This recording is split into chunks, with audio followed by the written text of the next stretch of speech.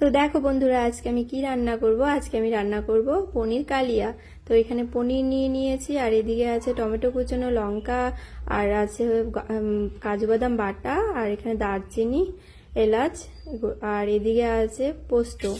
তো পোস্ত ওগুলো ভিজিয়ে রেখে এখানে আমি পনিরটাকে ভেজে নিচ্ছি। তো তেল গরম হয়ে গেছে, এখানে আমি পনিরগুলো আস্তে আস্তে ছেড়ে দিয়েছি। তো পনিরগুলো হালকা করে ভেজে নিতে হবে। তো দেখো, মিডিয়াম ফ্লেমে ভেজে নিচ্ছি পনিরগুলো।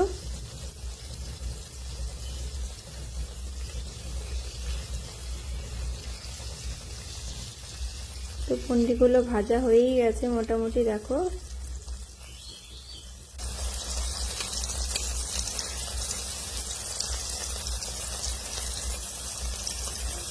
আমার পনিরগুলো একটু বেশি ভাজা হয়ে গেছে।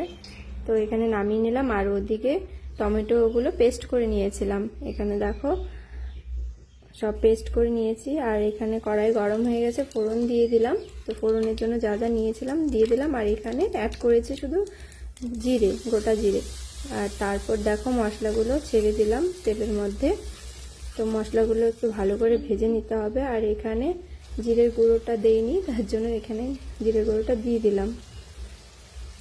তারপর দেখো একটু হলুদ দিয়ে দিলাম, অল্প পরিমাণ নুন দিয়ে দিলাম। তো এখন ভালো করে মশলাটাকে ভেজে নিতে হবে।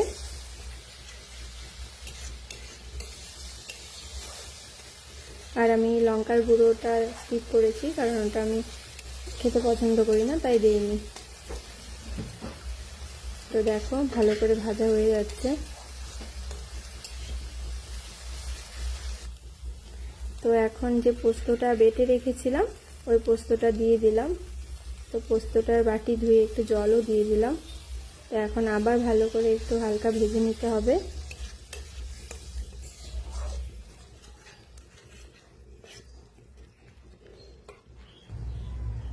তো এখানে হালকা ভাজা হয়ে গেছে, তারপরে অল্প পরিমাণ চিনি দিয়ে দিলাম। তো চিনিটা দিয়ে আবার ভালো করে মিক্স করে নিচ্ছি। তো এখন ভালো করে ভাজা হয়ে গেছে, এটার মধ্যে পনিরগুলো ছেড়ে দিচ্ছি আস্তে আস্তে।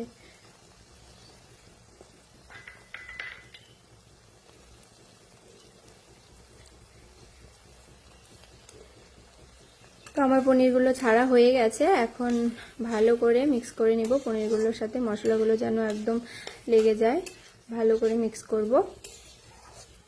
তো তোমরাও কে কে পছন্দ করো পনির কালিয়া খেতে, অবশ্যই কমেন্ট করবে। এই দেখো আমার কষানো হয়ে গেছে, এখন অল্প পরিমাণ জল দিয়ে দিলাম।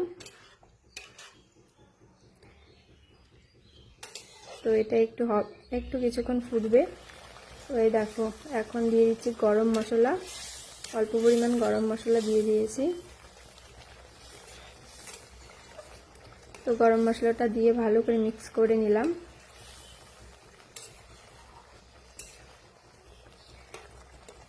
আর এখন এটাতে দিয়ে দিব অল্প পরিমাণ ঘি। তো নিরামিষ পনিরে তো ঘি লাগবে অবশ্যই। ঘিটা দিয়ে ভালো করে নেড়ে চেড়ে নিচ্ছি। তো এই দেখো হয়ে গেছে আমার পনির কালিয়া।